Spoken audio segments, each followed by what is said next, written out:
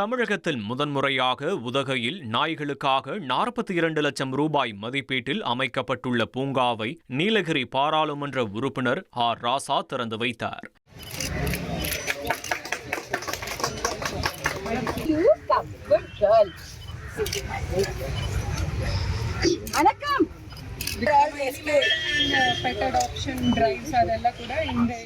இந்த பூங்காவில் விளையாட்டு தளம், குடிநீர், நடைபாதை தளம், பார்வையாளர் மாடம், குளிப்பாட்ட ஷவர் உள்ளிட்டவை நாய்களுக்காக பிரத்யேகமாக அமைக்கப்பட்டுள்ளன.